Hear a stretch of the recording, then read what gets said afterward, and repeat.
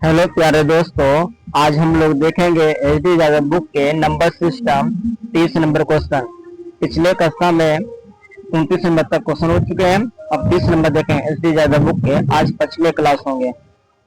तो अगर अनुपात में कभी दिया हो, अगर अनुपात में दिया हो उसको पहले मान लेंगे। तो यहाँ पे देखते हैं अंतर है और योगफल है, क्या है, गुणनफल है। तो ए प्लस, यहाँ पे क्या हो जाएंगे, तो ए प्लस ए, ए प्लस बी अनुपात फिर ए माइनस बी अनुपात ए गुना बी। फिर कितना है, ये 1 है, ये 5 है और ये कितना है 36 अनुपात में। पहले हम ए और बी का मान निकालेंगे, ए और बी का। तो एक बार इसको जोड़ेंगे, 2 से भाग देंगे। एक बार जोड़ेंगे तो 2 से भाग देंगे तो 5 और 1 कितना हो जाएगा 6। 5 1 कितना हो जाएगा 6। 6 में 2 से भाग देंगे कितना हो जाएगा 3। फिर एक बार घटाएंगे तो 5 में 1 चल जाएगा, कितना बचेंगे, तो बोलेंगे 4। तो 4 हो जाएंगे तो बी का 2 से भाग देंगे तो बी का मान कितना हो जाएंगे, तो यहाँ पे हो जाएंगे 2। बी का मान कितना हो जाएंगे 2।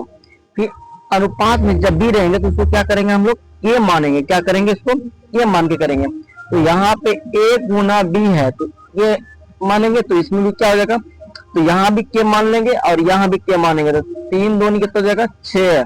के गुना के तो क्या हो जाएगा के स्क्वायर। और यहाँ भी क्या हो जाएगा 36 के।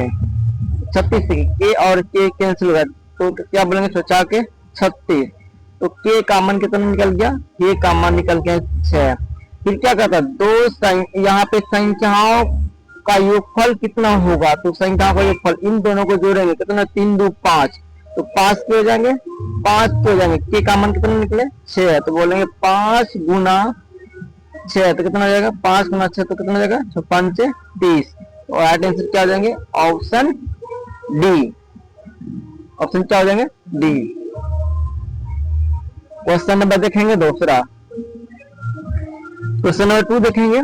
क्या कहता है, पहली संख्या और दूसरी संख्या का गुणनफल दिया। पहली संख्या और दूसरी संख्या मतलब ए गुना बी, ए गुना बी, इन दोनों का जो गुणनफल दिया कितना दिए हैं, तो यहाँ पे देख रहे हैं 42 है, 42 है। फिर दूसरा देखो, दूसरी संख्या और तीसरी संख्या, तो दूसरी संख्या बी गुना सी मान ले तो कितना दिया है इसका, इसका दिया है 56। फिर क्या है, तीसरी और पहली संख्या का गुणनफल, तो तीसरी और पहली संख्या का गुणनफल कितना दिया है, इसका दिया है 48।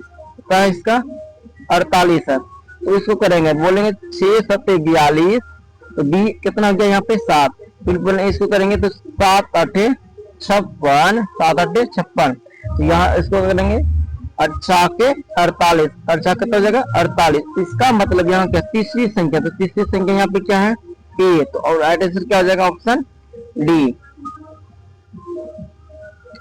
फिर उसी तरह देखेंगे यहाँ पे, जब पहली 3 संख्याओं का गुणनफल दिया आरोही क्रम में, तो ए गुना बी गुना सी, और तीनों संख्या का गुणनफल कितना दिया है 385।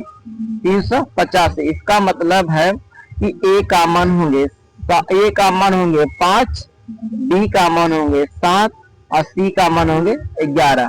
फिर कहते हैं यहाँ पे अंतिम 3 संख्या गुणनफल, तो क्या हो जाएगा बी गुना सी गुना डी, कितना है इसका, अंतिम मतलब अंतिम कितना है 1000, 1001। इसका मतलब आग नहीं, यहाँ पे क्या हो जाएगा, ये हो जाएंगे बी का मान 7, सी का मान 11 और डी का मान 13। अगर इन दोनों में भाग लगाएंगे तो बी और बी कैंसिल हो जाएंगे, सी और सी कैंसिल हो जाएंगे, सी और सी कैंसिल हो जाएंगे। बचाएंगे यहाँ कितना ए और यहाँ कितना बचेंगे डी। तो क्या सबसे बड़ी भाग संख्या कौन है, सबसे बड़ी भाग संख्या कौन है 13। तो ऑप्शन क्या हो जाएगा, राइट आंसर बी।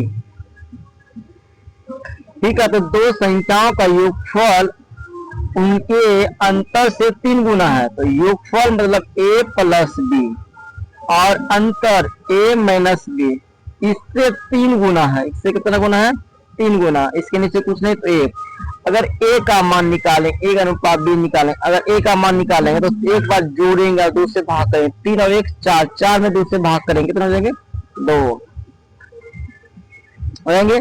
एक बार घटाएंगे, 3 में अगर 1 चले जाएंगे तो बचेंगे 2, 2 में 2 से भाग करेंगे कितना हो जाएंगे 1। इसका राइट आंसर क्या हो जाएंगे ऑप्शन डी।